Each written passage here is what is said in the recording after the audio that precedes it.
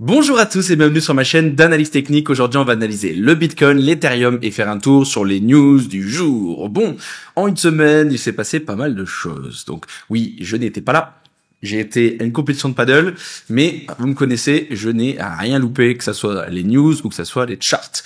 Et j'ai vu que, tout simplement, les gens paniquent beaucoup trop vite. On peut le voir, bien évidemment, sur les charts, on peut le voir aussi sur les ETF, ça nous aide pas mal, parce que n'oublions pas que sur les ETF, il y a des professionnels, mais il y a aussi des particuliers, et on a pu le voir avec le Crypto Fear and Greed, on a pu le voir avec, bien évidemment, les funding et les spreads. Donc les gens ont vraiment paniqué ultra rapidement. Moi, je vous le dis, spoiler, je n'ai pas paniqué une seule seconde. Alors, si, pour être honnête, j'ai eu un doute juste avec Ethereum. J'étais là, putain, Ethereum, qu'est-ce que tu nous fais? Mais bon, vu que de l'autre côté, que ça soit BTC, Solana, que ça soit n'importe quel autre altcoin, même vous allez voir le Total 3, en fait, tout était ok. En gros, il y avait aucun doute sur la suite des événements. Alors, je sais qu'il y en a beaucoup qui commençaient à parler de bear market, beaucoup qui pensaient que c'était vraiment la fin et que voilà, on s'est fait tout savoir encore une fois. Moi, je vous le dis, à part Ethereum où il m'a un peu embêté, le reste, pour moi, tout est resté ultra bullish. Et même c'est ultra sain. Je sais que ça va saouler certains parce qu'ils vont se dire, non mais comment tu peux être positif? Mais vous allez le voir dans cette vidéo. Ceux qui ont déjà vu les tweets, vous savez déjà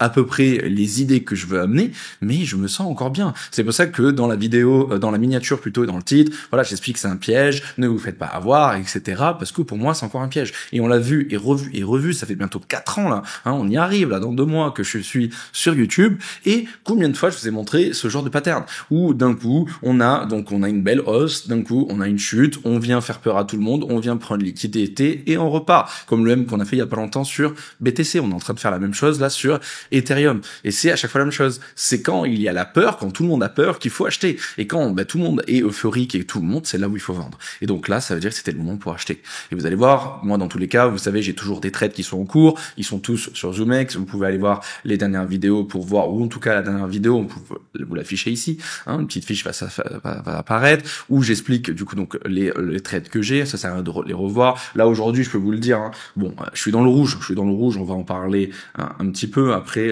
côté trading parce que ça va avec le mindset, d'accord, mais en gros, là, aujourd'hui, j'ai quoi? J'ai AV qui est bien en positif. Après, j'ai Link, Dodge, Sol, Ethereum qui sont en négatif, BTC en positif. Après, j'ai SUI, PP, Tao et Hype en négatif. Tao presque en positif. Donc oui, je suis dans le rouge, ok?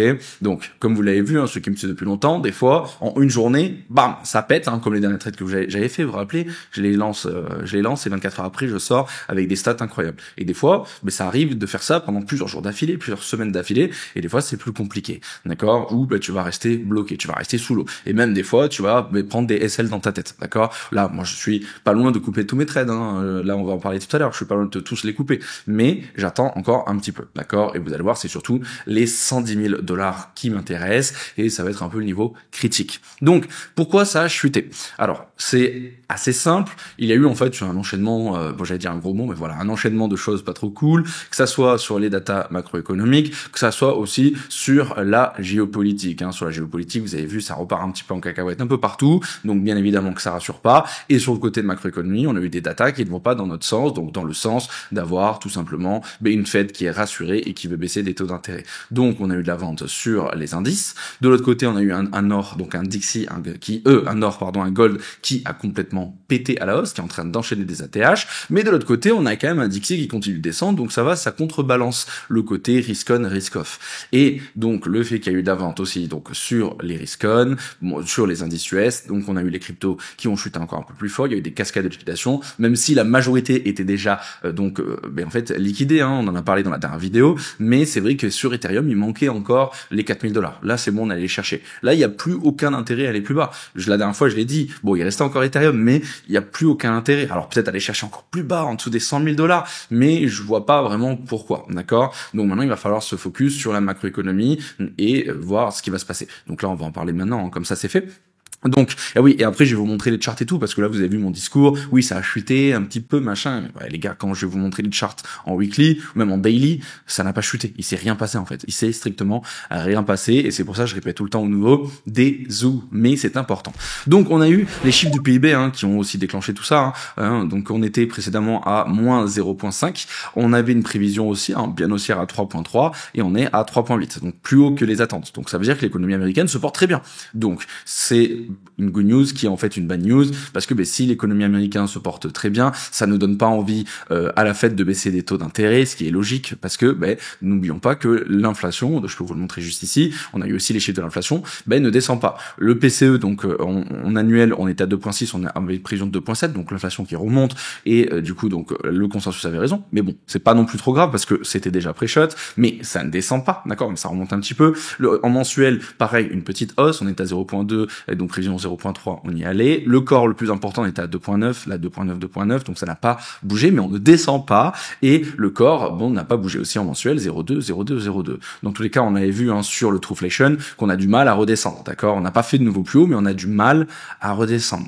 Donc, quand tu vois une économie qui redevient fort, d'accord, qui reprend de la puissance, avec une inflation qui ne descend pas, et en plus de cela, on a eu donc les chiffres de l'emploi, donc on a eu les chiffres donc hebdomadaires du chômage, donc cette semaine vous allez voir il y a le chômage, donc c'est encore plus important, on va en parler après, donc on était à 232, prévision 233, donc une petite hausse, et là on est à 218, donc beaucoup plus bas que les donc prévisions, donc ça veut dire que même l'emploi, donc le marché de l'emploi, là se porte un peu mieux que ce qui était prévu, donc en gros là on a tout qui est réuni pour nous dire pourquoi la Fed voudrait descendre les taux d'intérêt, ok, mais le truc c'est qu'il faut savoir lire les chiffres, d'accord? Donc là, quand tu vois ces chiffres-là, tu peux te dire, oula, c'est pas bon, etc.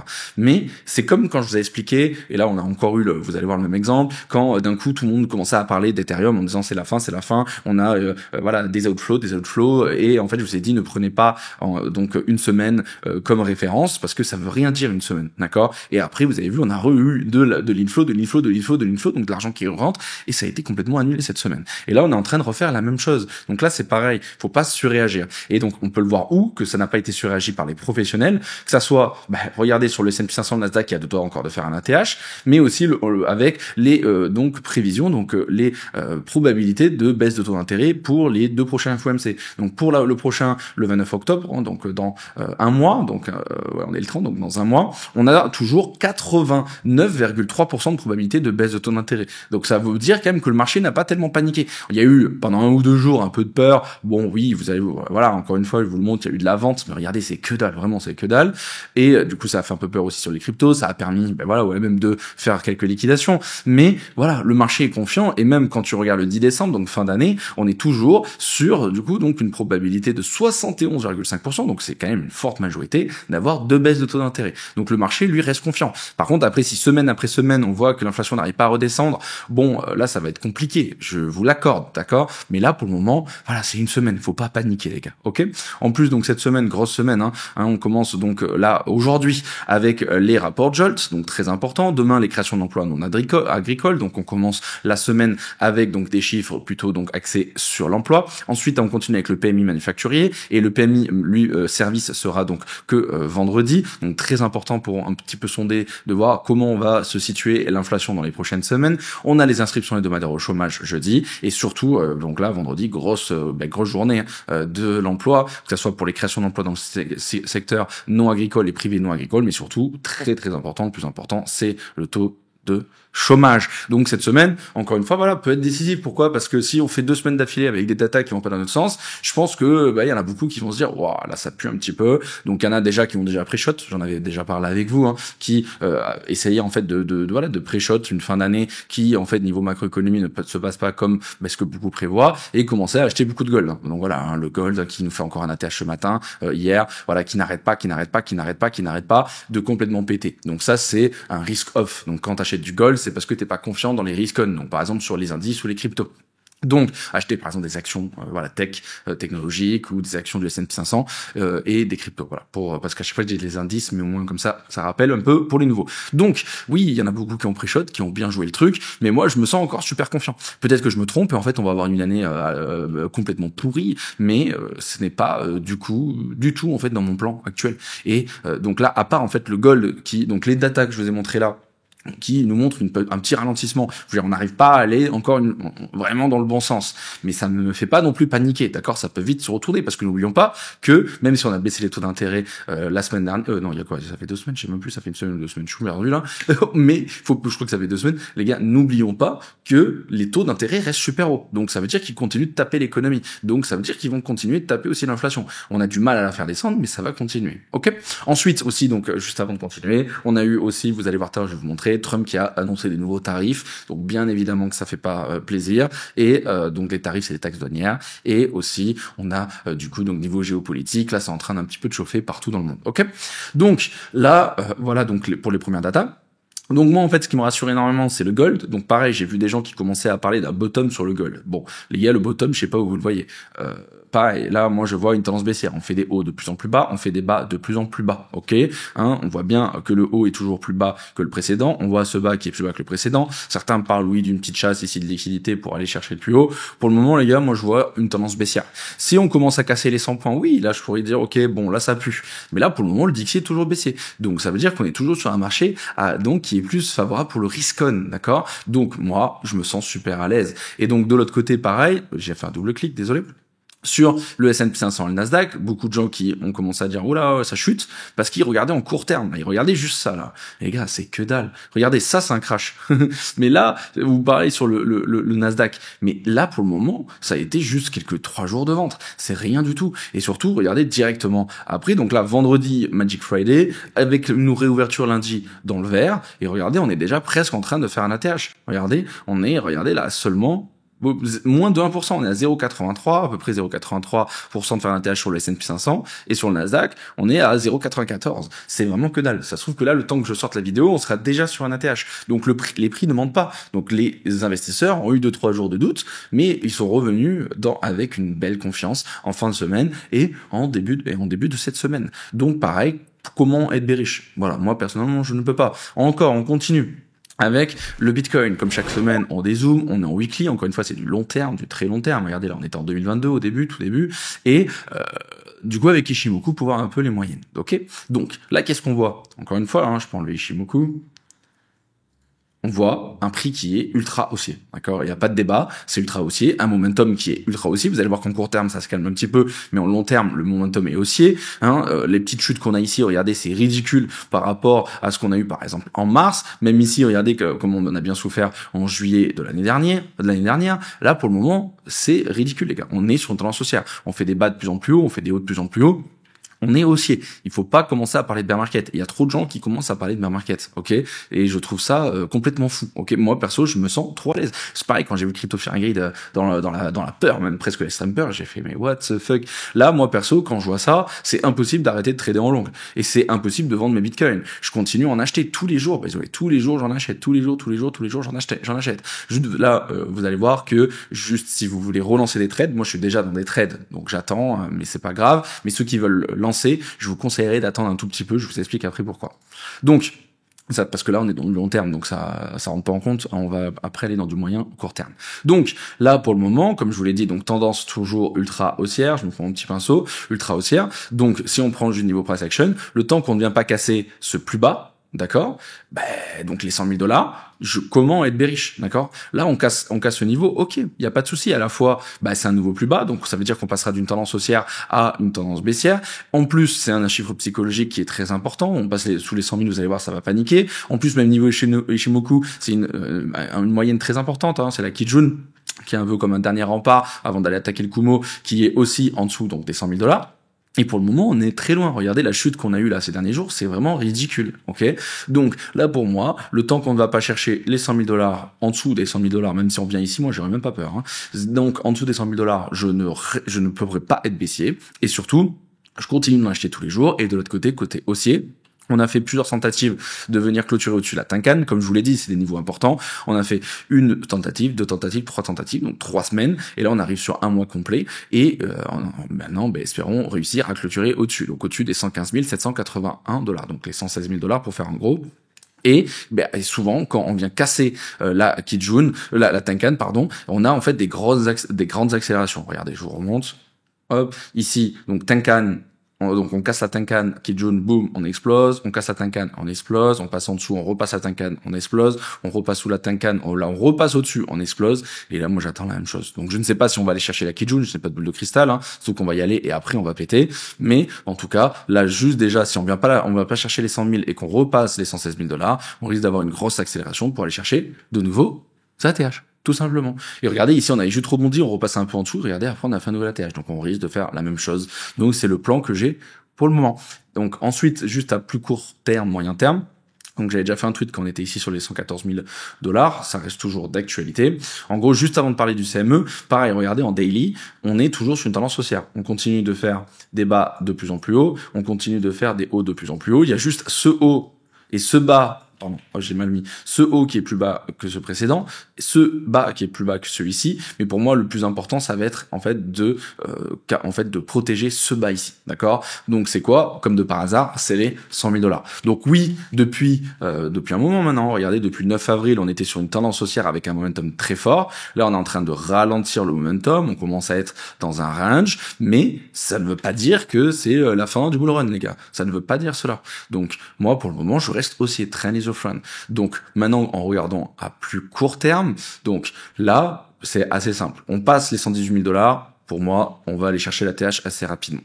Ensuite, dessous nos pieds, pareil.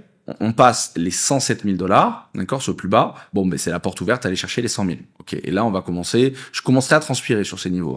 Bon, en spot, je m'en fous parce que je vais acheter. Je parle en trading. Donc ça veut dire que déjà juste le fait de passer sous les 107, bah là tous les trades que j'ai actuellement, les gars, ils vont sauter, d'accord. Les stop loss vont sauter, tout va sauter. Donc bah je vais perdre mes 10 trades. Je crois que j'en ai 10 ou 11 ouverts. Donc là, voilà, niveau trading, je vais me faire sauter. Mais niveau spot, moi je m'en fous. Je vais rien vendre et surtout je vais continuer à acheter tous les jours.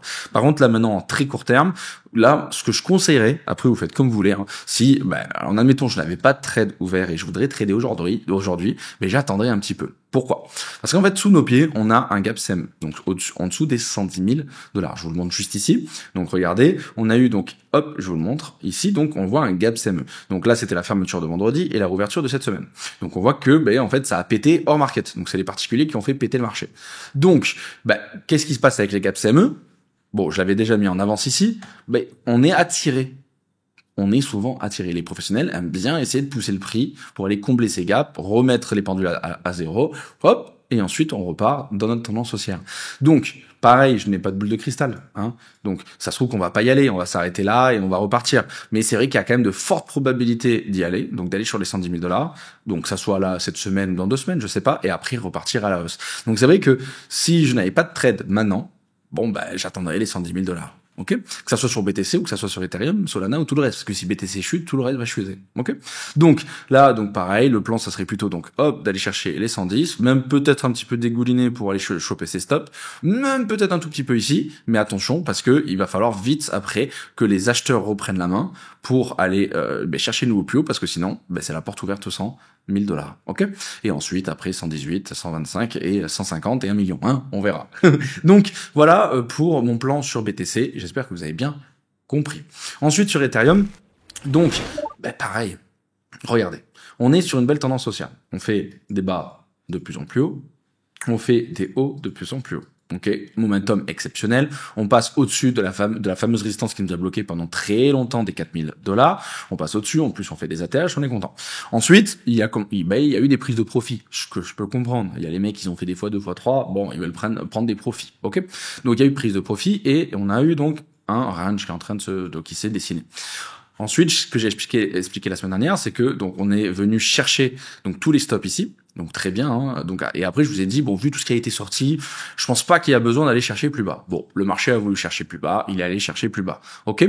Donc on est allé chercher plus bas et tellement bas qu'on est même allé chercher sous les 4 000 $. Et même on est allé chercher un petit peu sous le support. Donc là il y a plus rien sur les marchés. Je vous le dis, tout le monde s'est fait rect. D'accord. Donc déjà que pour moi tout le monde s'était fait rect, mais en fait j'ai vu qu'il en restait encore pas mal parce qu'il y en a beaucoup qui ont donc les 4 100 $. Et là c'est vraiment nettoyé. Ensuite ce qui s'est passé c'est que on a du coup donc imprimé un bas plus bas que le précédent. Et surtout, il y avait un haut plus bas que le précédent. Donc oui, ça ressemble à un retournement de tendance. Là, je suis honnête avec vous. C'est pour ça que je vous dis, il y a juste Ethereum qui m'a un peu fait douter, d'accord? Parce que, tout simplement, on peut pas faire plus simple, c'est un retournement de tendance. Sauf que, on a eu de la chance parce que il y a eu énormément de rachats. Des rachats qui nous ont permis à la fois de repasser les $4 000, à la fois de repasser au-dessus du dernier plus bas, d'accord, c'est celui-ci qui m'intéresse, donc c'était les derniers plus bas du 20 août, donc sur les $4 100 environ, et au-dessus donc du support. Donc là actuellement on est safe. Quand on était ici, je me sentais à l'aise. Ici, on était à l'aise. J'étais à l'aise. Ici, j'étais à l'aise. Donc, pourquoi ne pas être à l'aise ici? Et dites-vous que je suis encore plus à l'aise maintenant que les dernières fois. Parce que la pattern est incroyable. On fait un breakout. On vient chercher tous les longs qui ont été placés pendant plusieurs semaines, on vient les sortir, là tout le monde commence à parler de bear market, on réintègre, et cette pattern, ceux qui me suivent depuis bientôt 4 ans, vous la connaissez, généralement, ça pourra aller chercher de nouveaux plus hauts.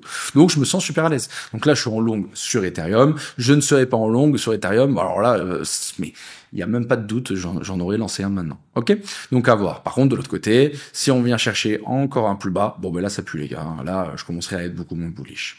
Ensuite sur Solana, alors lui, il est tellement puissant, d'accord, que on n'a même pas tremblé. Pourquoi? Parce que on n'est même pas venu taper la trendline haussière. Regardez cette belle trendline, donc une touche, deux touches, trois touches, elle est validée. On n'est même pas venu la toucher, les gars. On n'est même pas venu la toucher. Donc moi, le temps qu'on est au-dessus, il y a même pas de débat si on est bullish ou pas. Si je garde mon trade ou pas, je le garde. Et même, selon moi, même si on passe en dessous, il y a toujours en fait ce niveau important sur les $155. Pourquoi? Parce que ça serait vraiment un vrai retournement de tendance, parce qu'on irait faire un bas plus bas que le précédent. Et là, je commencerai à me poser des questions. Et donc l'objectif, ça serait d'aller chercher les 100 points, les $100. On est dans les cryptos là. Donc là, Solana, pareil. Si t'es trader ou pas, putain, comment tu peux être bearish? Tu ne peux pas. Regardez, ça monte. Voilà, pour faire hyper simple, pour vulgariser, ça monte. Donc je me sens hyper à l'aise. Ok? Donc pareil. Pour le moment, je garde mes trades ouverts et je reste confiant. Ensuite, sur le Total 3. Alors là, le Total 3, je me suis fait dégager mon setup que j'avais mis, que ce que j'avais écrit. Et là, il y en a un nouveau qui a été fait, qui a été super. C'est pour ça que ça a dû être dégagé. Donc, vous tapez Total 3 ES. Et vous allez tomber du coup sur le même que moi. Donc ça veut dire que regardez, c'est le market cap donc des altcoins, sans BTC, Ethereum et les stablecoins. Donc c'est encore mieux qu'avant. Ok. Donc là, c'est assez simple, ok? C'est assez simple. Est-ce que tu vois une tendance baissière? Non. Est-ce que tu vois une tendance baissière? Non. Simple, d'accord? Là, pour le moment, on est en daily, ça reste du long terme. On continue, et il est encore plus bullish que les autres. Donc, on continue de faire des bas de plus en plus haut, et on continue de faire des hauts de plus en plus haut. Nous sommes, oula, j'ai failli appuyer n'importe où sur mon OBS, nous sommes sur une tendance haussière. Donc, comment tu veux être baissier sur les altcoins? Là, en plus, le momentum est encore plus fort que sur les autres. Donc là, on voit que les altcoins sont ultra puissantes. Je sais qu'il y en a encore certains qui vont dire oui, mais moi j'ai pris moins 20% ou moins 30% encore sur cette chute, j'ai pris cher, etc. Oui, mais il faut regarder la majorité. Encore une fois, ça je le répète, ça se trouve que tu as fait les mauvais choix dans tes altcoins, dans tes investissements. Mais c'est pas parce que toi t'as fait des mauvais choix que le marché est baissier. C'est pas parce que toi t'as moins 20 sur moins 20% sur ton wallet que le marché lui a moins 20%. Ça c'est important de le comprendre. Et ça aussi, c'est pas pour critiquer. C'est juste des fois c'est en fonction des écosystèmes. Ça se trouve que ce que t'as acheté n'a pas encore pété, va péter dans pas longtemps. Ok. Ça se trouve que tu vas rattraper ce retard là. Où il y en a certains qui sont en train de manger très très fort et après ils vont plus manger. Ok. Sauf que ceux qui arrivent à faire des rotations assez rapides. Bref. Donc là on est sur une tendance haussière ultra forte, donc pareil, le temps qu'on ne vient pas chercher en dessous donc du dernier plus bas pour casser cette tendance, donc les $675 milliards, je suis toujours bullish, et le temps qu'on ne vient pas chercher, et après donc pour aller chercher donc des nouveaux ATH, donc regardez, là c'était le top de la season de 2024, c'était en décembre, et ensuite la season de 2021, donc là au trilliard de dollars. Bon les gars, moi je me sens, je pense clairement. Peut-être que je suis un peu trop bullish, mais je pense qu'on va casser les $900 milliards. Je vois bien une grosse accélération. À voir, wait and see. Mais pareil, du coup, quand je vois cette charte, il est impossible pour moi de couper mes trades pour le moment. Comme je vous l'ai dit, si on passe en dessous des 110, on va en reparler. Mais il est impossible pour moi de vendre à la fois mes altcoins en spot et impossible pour moi de couper mes longues. Et même si après je les coupe, je vais les relonguer si on est sur les mêmes niveaux. Ok? Donc voilà pour le Total 3. Et on est toujours pour moi dans une all season aussi. Pourquoi? Parce que quand tu regardes là, donc ça c'est la Bitcoin dominance, on voit que on est toujours sur une tendance baissière. Alors oui, on a un début de bottom qui est en train de se positionner, comme on peut le voir ici. Un peu embêtant, je vous l'accorde, mais rien n'est perdu, ok. Même on peut revenir même jusqu'aux 60% de dominance, hein, je serais encore bullish. Hein. Regardez quand même la baisse. Hein. Regardez, on a une grosse baisse et là on a juste un W qui est en train de se former, mais ce n'est pas non plus impressionnant. On peut même encore remonter et faire un nouveau plus bas, ok. Donc là, en gros, oui, on a eu de la peur, mais je trouve quand même qu'il y a une bonne réaction. J'en ai parlé ce matin sur Twitter parce que normalement, quand il y a énormément de peur sur le marché des cryptos, les gens vendent leurs altcoins pour se repasser en USDT par exemple, mais surtout achètent du Bitcoin. C'est comme ça que ça se passe. Donc là, on voit qu'il y a eu de la peur, on voit que la Bitcoin dominance monte. Mais c'est pas du tout impressionnant par rapport à ce qu'on a vu dans le passé. Regardez en 2024, quand ça monte très très fort. Alors que là, pas beaucoup. Donc ça veut dire que je trouve que les investisseurs sur le marché des altcoins, et ils sont quand même assez résilients. Et ça, c'est une bonne nouvelle parce que si là, on a trouvé un bottom après ces 1 à 2 semaines donc de chasse de liquidité, ça veut dire que derrière, les altcoins vont péter encore plus fort. Donc pareil, c'est encore une bonne nouvelle, mais par contre, à surveiller. Ok. Ensuite, on peut le voir avec ETH BTC qui commence à galérer un petit peu. On le voit aussi avec Solana qui galère un petit peu. Mais il ne faut pas, il faut pas aller beaucoup trop vite en besogne. Attendez un petit peu. Quand tu regardes tout le reste, n'hésite pas à revenir en arrière dans la vidéo. Moi, je me sens encore... Mais je trouve que je me sens encore bien et je trouve que le marché est encore solide. On peut le voir avec les ETF sur Bitcoin. On a eu 2 jours qui ont été super compliqués pour terminer la semaine. Désolé. Et donc on voit quoi? On voit des outflows qui sont assez gros. De toute façon, on a pu le voir sur le prix, 250 millions, 418 millions, c'est beaucoup, d'accord? Mais regardez, on ouvre la semaine, mais en folie les gars. Un demi-milliard de dollars qui a été injecté dès l'ouverture. Donc j'ai hâte de voir aujourd'hui ce qui va se passer, mais c'est énorme. Donc, pareil. Quand je vois beaucoup de gens qui commencent à paniquer quand ils ont 2-3 jours ou une semaine d'outflow sur les ETF, qui se disent c'est bon, c'est la fin du monde. Mais là, regardez la preuve. Donc on n'a pas récupéré tout ce qui a été vendu, mais ça se trouve que juste avec aujourd'hui, on va récupérer tout ce qui a été vendu jeudi et vendredi dernier. Donc c'est pour ça que je vous dis, faut pas en fait paniquer trop vite, restez patient, d'accord? Moi par exemple, ce qui est assez fou, c'est que je suis parti il y a une semaine, je reviens, on est sur les mêmes niveaux à peu près. Hein. On est à peu près sur les mêmes niveaux. C'est comme s'il ne s'était rien passé. Donc c'est pour ça qu'il ne faut pas trop vite paniquer. Et donc pareil, c'est pareil sur Ethereum. Donc une semaine d'affilée d'outflow. Hein, regardez du 22 au 26. Là tout le monde commence à paniquer. Ethereum. Mais regardez l'ouverture. On a eu plus d'inflow sur Ethereum que sur Bitcoin carrément. 546 millions de dollars qui ont été injectés. C'est juste énorme. Donc là, les gars, si tu regardes bien, on a donc eu plus d'inflow que les 2 jours d'outflow qui ont été énormes de jeudi et vendredi dernier. Donc là, avec aujourd'hui, ça se trouve qu'on va rattraper lundi, mardi, mercredi. Donc pareil, pas de panique en fait. Les mecs, ils suivent un petit peu le marché. Il y a eu des mauvaises data macroéconomiques que je vous ai montré tout à l'heure. Il y a eu de la vente, mais là, dès aujourd'hui, ça repasse à l'achat. Ok, donc pas de panique. Ensuite, sur les open interest, on voit que pareil sur BTC ça a été bien nettoyé, mais on est en train de bien remonter. Donc il reste encore un peu de chemin pour aller sur la TH, mais on voit que la confiance revient petit à petit. Sur Ethereum, c'est un peu plus compliqué que sur BTC. Pareil sur Solana, regardez, c'est un peu plus compliqué sur les deux, mais pareil, c'est comme je vous l'ai dit, quand il y a de la peur, les gens reviennent toujours plus vite sur Bitcoin avant d'aller sur les altcoins. Donc pareil, je n'ai pas du tout de doute sur les prochains jours ou les prochaines semaines, surtout qu'on sait que normalement c'est en octobre que ça pète le plus, en tout cas dans l'histoire des crypto-monnaies. On appelle ça même pas October, on appelle ça Uptober. Ça sera peut-être la mini de la prochaine vidéo, et on va voir si le marché nous fait encore la même chose. Donc voilà, je sais pas, il faut pas être étonné. Ok. Donc ensuite sur sur Hyperliquid, il y a toujours plus de short que de long. Pareil, donc très très bonne nouvelle. On a les fundings qui sont toujours très très bas. Regardez, on est toujours en dessous des 0,1 sur BTC et Ethereum, donc ça veut dire qu'il y a toujours beaucoup de shorters. Ensuite, quand tu regardes les fundings sur les altcoins, il se passe que dalle, d'accord, à part sur Aster ou un petit peu sur Hype, parce que c'est les DEX du moment qui font du bruit, logique, mais sinon le reste il ne se passe strictement rien, donc le marché est complètement nettoyé. Ensuite, niveau order flow, on voit que sur BTC, regardez la différence entre BTC, Ethereum et Solana. Regardez BTC, on a l'open interest qui pète. On a ici, regardez l'OBV qui est magnifique, qui repète, avec spread en négatif et les fundings même en négatif. Donc là, c'est le setup parfait pour long. Donc là, c'était le setup parfait pour long, mais moi je vous conseille d'attendre un petit peu avant de relong, ok, comme je vous l'ai dit tout à l'heure. Alors que de l'autre côté, regardez, on a l'OBV qui remonte un petit peu sur Ethereum, donc c'est bien, après cette belle chute, donc on voit qu'il y a de l'envie, des spreads en négatif et des fundings qui restent aussi bas, d'accord. Mais c'est que l'open interest c'est un peu faiblard. Donc c'est vrai que c'est pas un setup parfait. Moi j'attendrais qu'il y ait un peu plus de hype sur Ethereum pour pouvoir rentrer. Et sur Solana pareil, on a regardé l'OBV qui est reparti en W, qui est magnifique, toujours des spreads en négatif et des funding très bas, mais il manque un petit peu d'engouement sur les futurs, je pense, pour relancer sur le prix également. Donc j'attendrai encore un petit peu. Ensuite sur les order book, pardon, on a les gars, on a que dalle. Il ne se passe rien du tout. On est vraiment comme dans une histoire de grand range où il se passe rien au milieu et il faut aller dans les extrémités. Donc là, on avait une extrémité, c'est les 110 000 $, d'accord. On est allé le chercher et ça nous a permis de poser un beau bottom, d'accord. Donc là, les vendeurs n'ont plus de puissance, même si je pense qu'on peut retourner sur les 110 000, comme je vous l'ai dit, avant de repartir. Et au nord, il se passe rien du tout. Donc ça veut dire que là, ça va être un peu ça va être une bataille, on va dire, qui va être assez solide, mais je pense qu'il va falloir quelques catalyseurs pour pouvoir relancer les bulls, d'accord, pour les remotiver, refaire venir un petit peu la confiance. Et après, quand ça sera le cas, on peut se retrouver sur les 120 000 $ en quelques heures ou 2-3 jours maximum. Ça peut aller très très vite. Donc voilà, à surveiller. Ensuite, sur Ethereum, là, il y a un petit bug. Alors attendez, je fais un refresh et je reviens.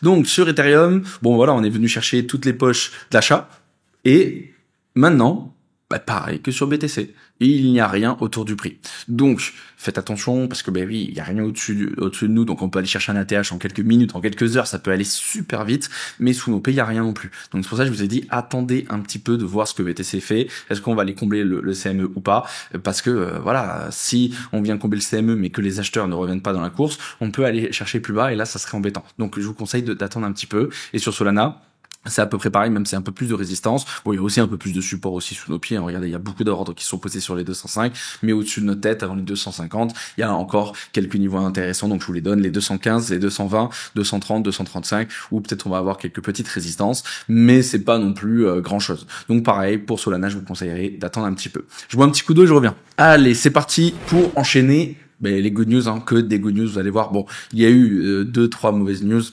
comme je vous l'ai dit tout à l'heure, mais dans la majorité, ça y va. Et surtout, ce que je retrouve en général, c'est énormément d'argent qui est imprimé tous les jours, d'accord. Avant, on n'avait pas autant d'argent qui était imprimé tous les jours, donc beaucoup de thunes qui arrivent dans le marché des cryptos. On a également tous les jours des sociétés qui font la course au Bitcoin.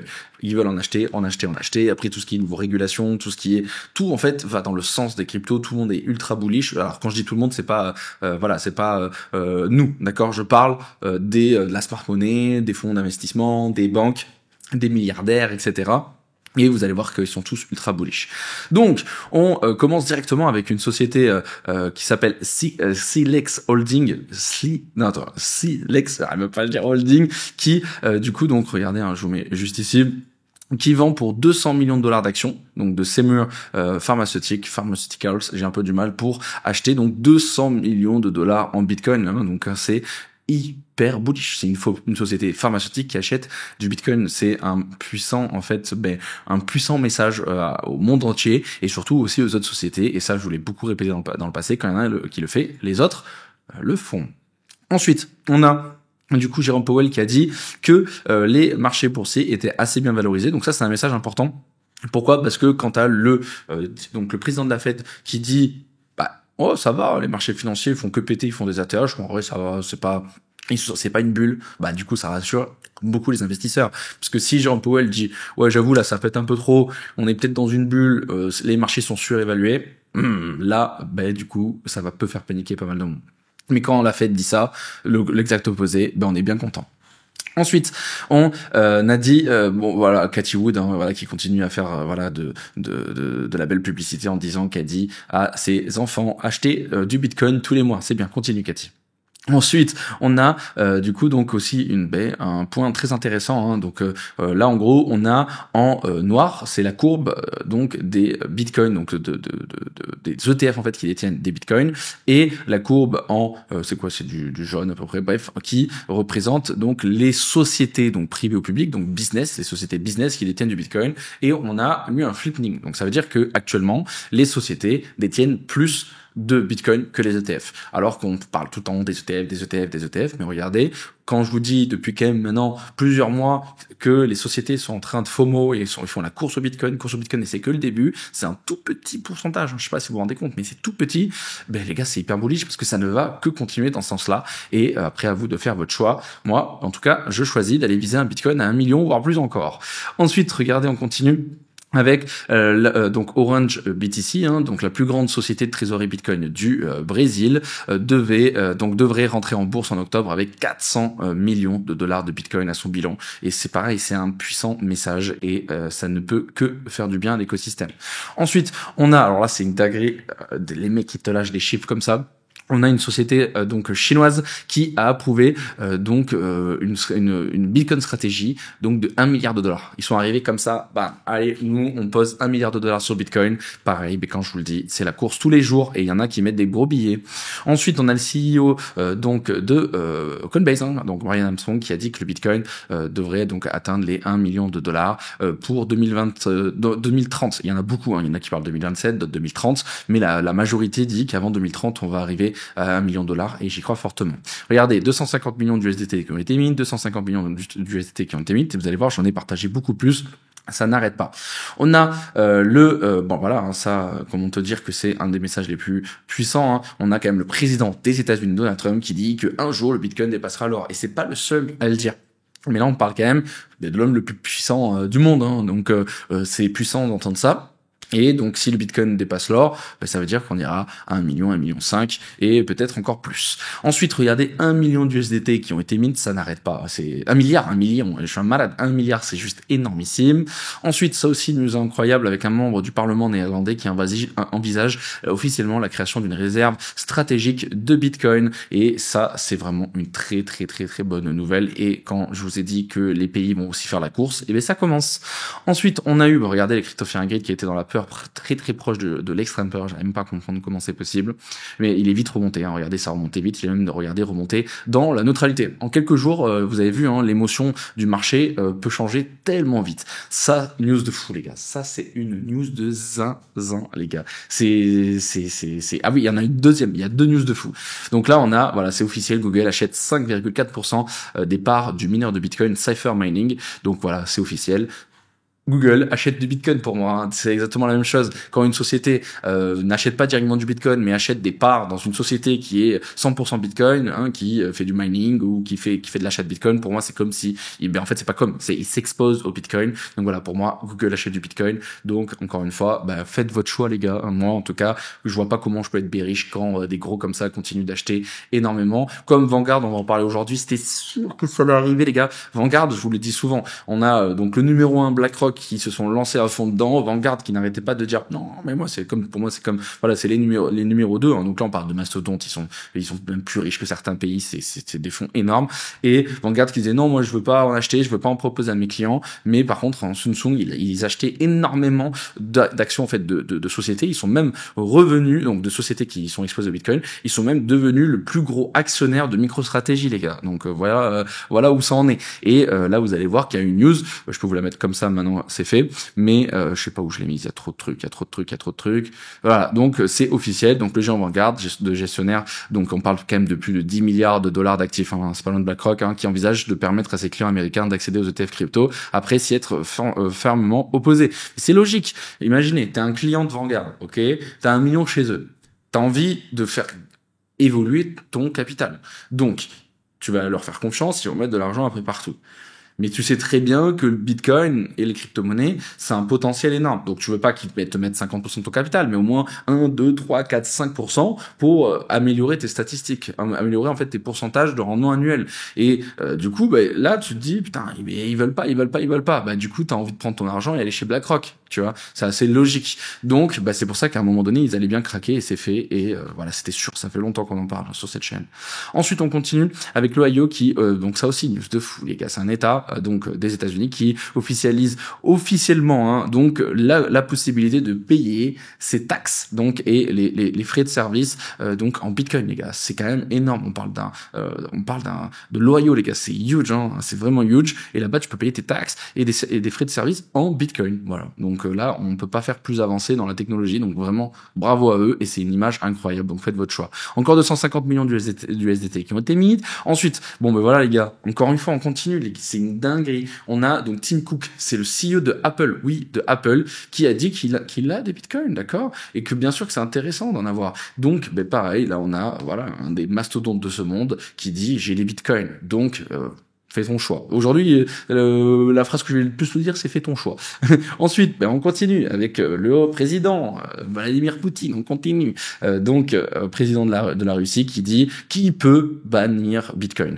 Donc personne. Et après, il fait un petit discours si vous voulez aller voir. Mais en gros, il est en train de faire de la promotion pour Bitcoin et montrer à tout le monde que ben, c'est puissant, il faut en avoir. Et du coup, ben, les gars, on parle de Vladimir Poutine. Faites votre choix. Ensuite, 106 millions d'USDC qui ont été mis. Ensuite, allez, on continue avec une société donc chinoise Popular Group qui achète 1000 bitcoins pour 100 millions de dollars. Et ouais, ils achètent à balle. Quand il y en a une qui le fait, il y a les autres qui vont suivre. Ensuite, 250 millions d'USDC, encore 250 millions d'USDC, encore 250 millions d'USDC qui ont été mint. Donc c'est juste énorme, ça n'arrête pas. Ensuite, bon ben là c'est les seules mauvaises news qu'on a eues. Bien sûr, le marché n'a pas apprécié la semaine dernière. On a pu le voir sur les charts. On a eu le président Trump qui a annoncé donc la mise en place de 25% de taxes douanières pour les heavy trucks. Donc c'est les gros camions en fait, les gros camions. Mais aussi pour du coup donc il a mis 100% pour des produits du coup donc pharmaceutiques. Il a mis aussi 50% pour donc des cuisines, pour des salles de bain, etc. Après il a mis 30%, c'est quoi ça, je sais même pas ce que c'est, la traduction, aide-moi. Voilà, des meubles rembourrés, bon bref, pour plein de détails. Et du coup c'est sûr que ça ne fait pas plaisir, ça va ramener de l'argent bien sûr au pays, mais de l'autre côté vous le savez que ça va pas faire plaisir aux autres pays qui peuvent repartir en mode cacahuète. Ah ouais, tu m'en mets, mais moi je t'en remets, et du coup faire monter l'inflation et donc empêcher la Fed de baisser les taux d'intérêt. Donc voilà pourquoi il y a eu aussi un petit peu de peur la semaine dernière. On verra bien. Ensuite, très good news par rapport à Ethereum, car on a une baisse énormissime donc des réserves d'Ethereum sur les exchanges. Regardez, on est sur une pure crise de liquidité, ça fait 9 ans qu'on n'est pas arrivé sur ces niveaux. Donc en gros tout simplement, plus on avance, plus les exchanges ont leur stock qui se font vider, que ce soit en Bitcoin, en Ethereum, en beaucoup d'assets. Donc ça veut dire que plus on avance, moins il y a d'Ethereum, moins il y a de Bitcoin. Donc après on peut avoir donc des crises de liquidité et ça peut nous faire péter très fort vers le haut. Donc ça c'est une très bonne nouvelle, d'accord, vraiment très bonne nouvelle. Ensuite on continue avec donc Alphaton Capital, c'est une société quand même qui est cotée au Nasdaq, qui a levé 71 millions de dollars pour acquérir 30 millions de dollars de tokens tonnes. Donc voilà, c'est encore hyper bullish, surtout qu'ils veulent monter à 100 millions de dollars d'ici fin 2025. Donc les sociétés n'achètent pas que du BTC ou de l'Ethereum, ils achètent aussi des altcoins. Ensuite, on a la société british, la société british, donc UK, j'arrive même plus à parler, anglaise, qui s'appelle Behold, pour Bitcoin Hold, qui achète encore pour 1 million de livres sterling de Bitcoin. Donc là, ils en sont maintenant à 9,3 millions de livres sterling. Donc voilà, ça continue à acheter chez les sociétés.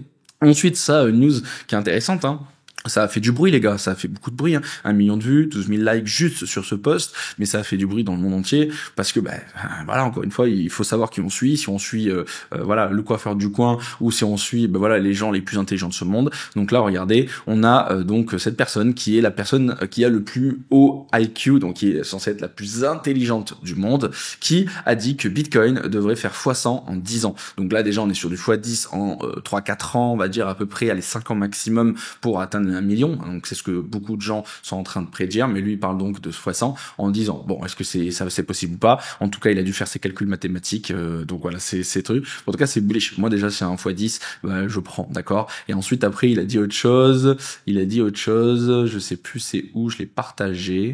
Qu'il a dit, il a dit en tant que détenteur du record de QI et grand maître de la mémoire, je crois que Bitcoin est le seul espoir pour l'économie future. Par conséquent, j'ai converti tous mes actifs en Bitcoin. Je répète, j'ai converti tous mes actifs en Bitcoin. Donc encore une fois, à vous de faire votre choix. Ensuite encore 199 millions de dollars en donc là en stablecoin, donc PYUSD qui ont été mint. Ensuite encore 1 milliard de dollars d'UST, ça n'arrête pas. Ensuite des datas intéressantes, hein. Moi j'adore ce genre de data, ça fait un petit peu réfléchir aux nouveaux qui pensent que ils sont arrivés trop tard, ou même des gens qui ne veulent pas venir dans les cryptos et qui pensent que c'est trop tard. Actuellement on a moins de 4% de la population mondiale qui posséderait du Bitcoin, donc on est qu'au début les gars, on est que au début. Ensuite bon voilà, petit bully hein, donc de Trump qui met sur son Twitter, sur son réseau social Threads plutôt, une photo, donc une image, un dessin de lui qui vire Donald Trump, pas du tout, Donald Trump qui vire Jérôme Powell parce qu'il est en train de lui mettre la pression en mode dépêche-toi de descendre encore plus les taux d'intérêt, on verra.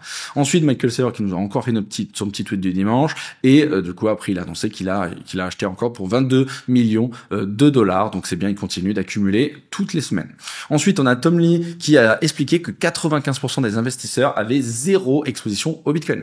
Et ça, pareil, ce que je vous le dis. Donc, ça veut dire que de l'autre côté, il y a encore la possibilité d'avoir 95% des investisseurs qui peuvent acheter du Bitcoin. Donc, encore un point qui montre que c'est que le début. Ensuite, la société française Capital B qui achète encore 12 Bitcoins supplémentaires, donc 1,2 million d'euros. Donc, c'est bien, ça continue. Ensuite, on a le premier ministre pakistanais, donc compliqué de dire le nom, qui déclare devant les Nations Unies que son pays a adopté la numérisation et que l'IA et les cryptos sont les outils du futur. Donc encore un pays qui pousse le côté crypto et comme quoi c'est l'avenir.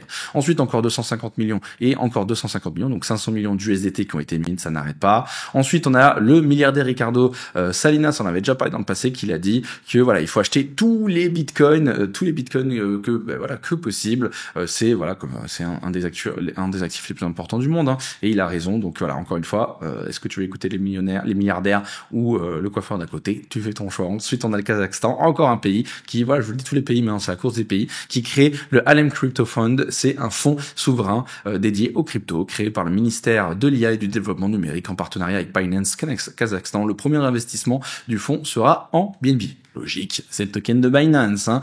Donc voilà, encore un pays qui se lance dans les cryptos. Ensuite, on a Millennium Capital qui lance un premier modèle donc privé de trésorerie de Bitcoin en Europe, hein, avec du coup regardez, hein, les mecs ils veulent lever 54 millions de dollars pour mettre tout dans Bitcoin, et c'est ultra bullish les gars, comme le CEO de Coinbase qui a encore parlé, qui a dit que en gros avec les nouvelles lois qui ont été mises en place, il n'a jamais été aussi bullish pour les cryptos, et c'est la réalité, hein. On voit que les États-Unis, même tous les pays, en tout cas les États-Unis là c'est ce qui l'intéresse le plus, sont à fond dans la régulation pour avoir une régulation plus claire et plus précise pour continuer à faire monter l'écosystème. Ensuite encore 100 millions d'USDC qui ont été mis. Ensuite notre cher Eric Trump, bon je l'ai pas mis mais il a aussi dit que voilà, il pense aussi que le Bitcoin valait $1 million dans les prochaines années.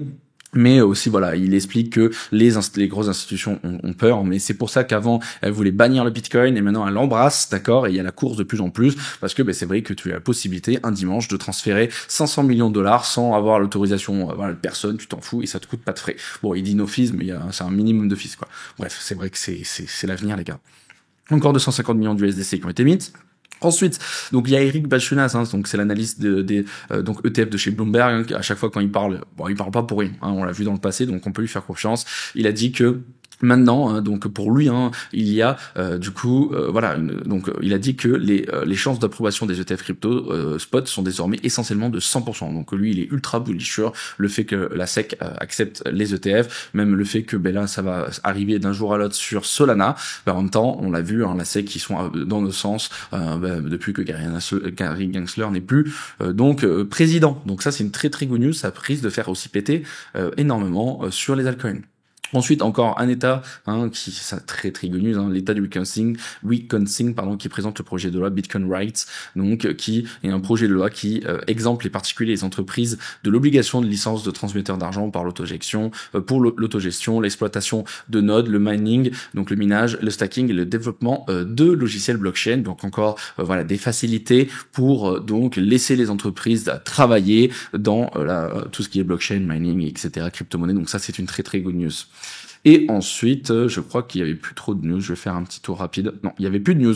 Donc voilà pour la vidéo du jour, hein. Donc il y avait beaucoup de choses à dire. J'espère que ça vous a aussi rassuré. Alors peut-être que je me trompe et on va aller chercher des niveaux plus bas. C'est possible. Donc peut-être que je vais perdre mes trades. peut-être pas. Dans tous les cas, je suis prêt à perdre ces trades, comme vous le savez, toujours avoir un bon risk management, toujours être prêt à se dire ok, c'est possible de perdre, des fois pendant plusieurs mois tu gagnes, des fois pendant un mois ça se passe mal, c'est comme ça. Le tout en fait c'est qu'il faut pas tout perdre en 10 trades. Il y en a certains, ils font pas attention, ils vont gagner 100 trades, mais en seulement un trade, même certains, ou en 10 trades, ils vont perdre tout ce qu'ils ont gagné dans les 100 derniers trades parce qu'ils n'ont aucun money management et ils ne trade que par émotion, pas de stop loss, rien du tout. Donc voilà, faites attention à pas faire cette erreur et on verra bien ce qui se passera. Et dans tous les cas, je continue à acheter du Bitcoin tous les jours. Allez, sur ce, n'oubliez pas de vous abonner, de mettre un pouce bleu et de commentaires. Merci pour la force. Bonne journée à tous et à la prochaine. Ciao!